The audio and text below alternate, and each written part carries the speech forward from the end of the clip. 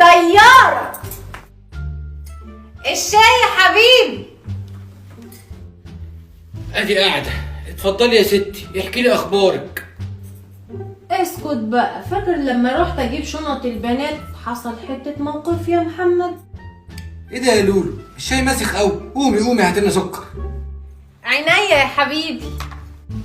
اتفضل السكر. تسلم ايدي، كملي بقى. وبعدين بقى ايه؟